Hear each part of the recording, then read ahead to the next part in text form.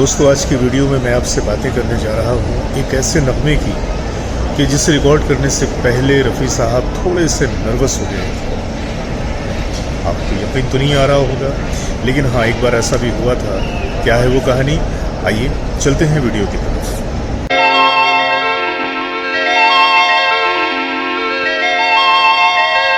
कोटला सुल्तान सिंह में जन्म लेने वाले उस बच्चे के बारे में किसी को यह अंदाजा नहीं था कि आने वाले वक्तों में कोटला सुल्तान सिंह का ये बच्चा एक दिन सुरों का सुल्तान बनकर दुनिया भर के लोगों के दिलों के सिंहासन पे यूं बैठ जाएगा कि अपनी जिंदगी और अपने जाने के बाद भी लोगों को अपनी याद दिलाता रहेगा और उन्हें रुलाता रहेगा।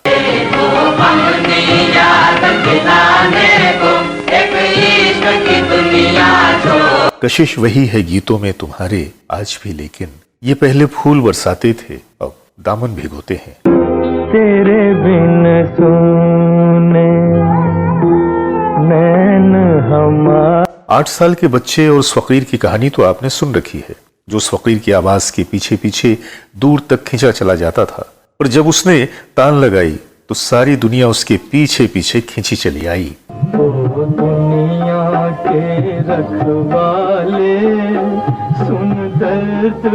रफी साहब ने अपनी फिल्मी जिंदगी के दौरान हजारों गीत गाए, जिनकी सही तादाद का कोई डेटा मौजूद नहीं। 36 जुबानों में गाने वाले रफी साहब ने कई ऐसे कारनामे अंजाम दिए जिनका कोई जवाब न पैदा कर सका।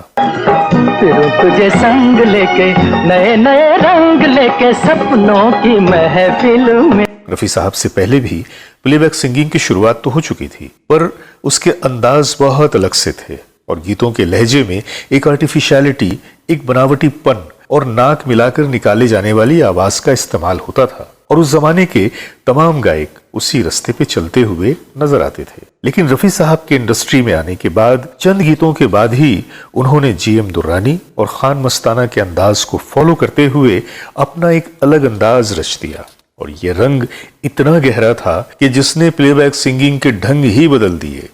हो एक बार आता है दिन ऐसा रोज नहीं कि मुझको संभालो कोई। और रफी साहब के जनरेट किए हुए इस रंग को हर गुलकार ने अपने अपने तरीके और स्टाइल में इस्तेमाल किया। वो जब याद आए बहुत याद आए। पर जो बात मैं आपको बताने जा रहा हूँ, ये उस दौर की बात है कि जब रफी साहब को बम्बई आए हुए बहुत ज्यादा अरसा नहीं हुआ था। अगरचे उन्होंने गुल बलोच और गांव की गोरी से अपनी शुरुआत तो कर ली थी, पर हिंदी फिल्मों में पहले आपके कोरस के बाद जब नौशाद साहब ने उन्हें 1946 की फिल्म अनमोल घड़ी में तेरा खिलौना टूटा बालक तेरा खिलौना, इस गीत को रिकॉर्ड कराया।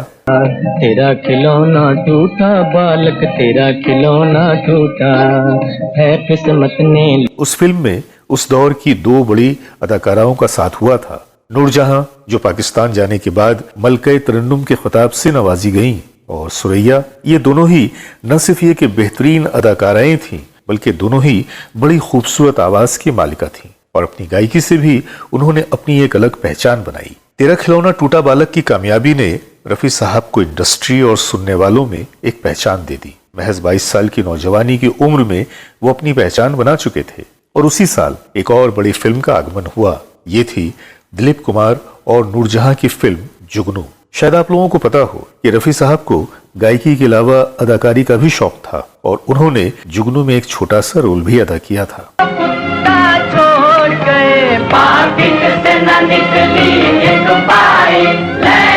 फिल्म जुगनू के मशहूर गीत यहाँ बदला वफा का बेवफाई के सिवा क्या है, ये गीत रफी साहब और नूरजहां की आवाजों में रिकॉर्ड होना था। पर जब नूरजहां जी को यह पता चला तो उन्होंने कहा कि ये सीधा साधा नौजवान क्या इस गीत को अदा कर पाएगा, क्योंकि ये गीत तो उस खिलौने वाले गीत से बिल्कुल अलग है। और हद तो जब हो गई कि रिकॉर्डिंग वाले दिन नूरजहां जी रिकॉर्डिंग से पहले बड़े फ्रेश मूड में थी और मजाकन रफी साहब पे हंस पड़ी कि मुझे यकीन नहीं आता कि ये गीत तुम गाने वाले हो। रफी साहब बेचारे मासूम इंसान ये मजाक समझ नहीं पाए और जरा नर्वस भी हो गए। पर जब रिकॉर्डिंग शुरू हुई और रफी साहब ने मुंह खोला तो सुरों के सुल्तान के सामने मलके तरन्नुम की आवाज का तासुर ढलने लगा। यहाँ बदला वफा का बेवफाई के। गीत बड़ा ही खूबसूरत रिकॉर्ड हुआ और फिल्म का एक कामयाब तरीन गीत बनकर उभरा और आज भी ये गीत सुनने वालों को एक मुसर्रत का एहसास देता है। इस गीत को कभी सुख है कभी दुख है अभी क्या था लिखा था असगर सरहदी ने और संगीत दिया था फिरोज निजामी साहब ने। हालांकि अक्सर लोग ये समझते हैं कि जुगनू के संगीतकार नौशाद साहब, पर दरअसल शौकत हुसैन रिजवी की इस फिल्म के संगीतकार थे फिरोज निजामी, जिनका रफी साहब की शुरुआती जिंदगी पे काफी असर रहा। वक्त के साथ एक ऐसा भी दौर आया कि उस नौजवान ने पूरी दुनिया में अपने फन का लोहा मनवा लिया। उनको श्रद्धांजलि देते हुए मैं उनकी आवाज में ही गाए हुए इस नगमे की झलक पेश कर रहा हूँ। तेरी आवाज की जादूगरी से न जाने किस जहां में खो गया हूँ। तेरी आवाज की जादूगरी से। तो दोस्तों, ये थी आज की कहानी। उम्मीद है कि हमेशा की तरह आज का ये वीडियो भी आप लोगों को पसंद आया होगा। तो बस अब अपने दोस्त जावेद नसीम को इजाजत दीजिए, बहुत सारी मोहब्बतों के साथ।